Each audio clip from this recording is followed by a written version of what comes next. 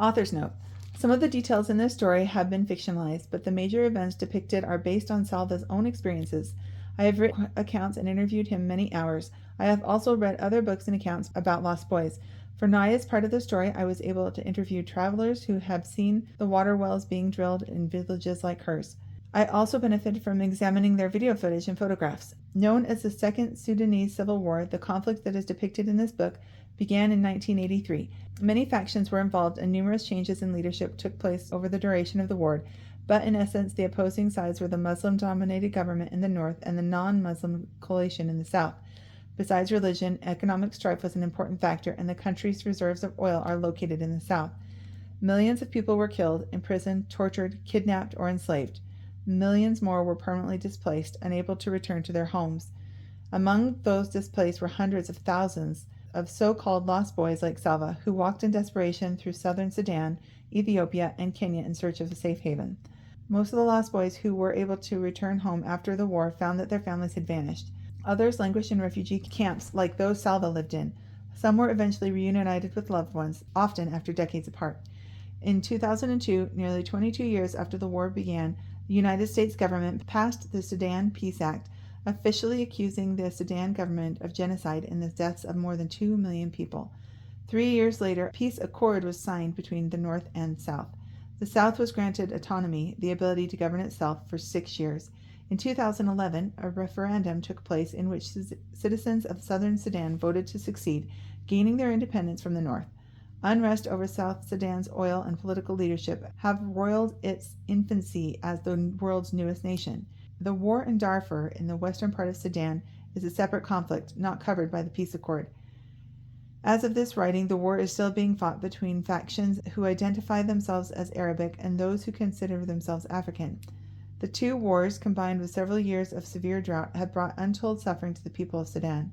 Salva has seen his family in Sudan twice more since the events of this story, including a moving reunion with his cousins, the children of Uncle Jawar, and amazingly 7 of the lost boys who walked with Salva from Ethiopia to Kenya met up with him again when they were relocated to Rochester, New York area. As of spring 2014, Salva Dute's nonprofit organization, Water for South Sudan, has drilled more than 250 wells in southern Sudan for Dinka and Nuer communities, supplying fresh water for hundreds of thousands of people. The very first well was drilled in Salva's home village of Lunarik. Salva moved to South Sudan in 2011 and now lives there. You can learn more about the organization's work at www.waterforsouthsudan.org. I first met Salva several years ago when my husband and I learned about Water for South Sudan. In 2008 and 2015, my husband traveled to South Sudan to see Salva's work. I am grateful for his help in answering my endless questions. This story could not have been written without him. My family and I feel very fortunate to count Salva as a friend. It has truly been an honor for me to write this book with him. Addendum 2015. A Long Walk to Water was first published in 2010. Since then, to my surprise and joy, many readers who have learned about Salva Dute's amazing story have been inspired to action. Teachers, librarians, school administrations, parents, and most especially students have raised hundreds of thousands of dollars for Salva's nonprofit organization, Water for South Sudan. The most popular fundraiser is a walk for water. Some schools arrange for students to carry heavy jugs of water while walking, like Naya does in the book.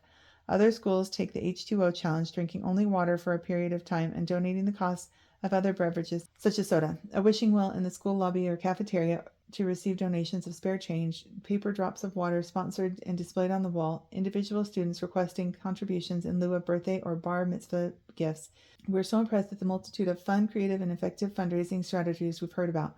Salva and I want to sincerely thank you all. Because of your efforts, hundreds of water wells have been drilled, and many of them bear the names of schools whose donations enable their construction. Your hard work is literally saving people's lives every single day. If you would like to join in this life-saving effort, please visit the website waterforsouthsudan.org. You will find up-to-date reports on Salva's work, lots of photos and videos, and information on current campaigns, as well as more ideas for fundraising.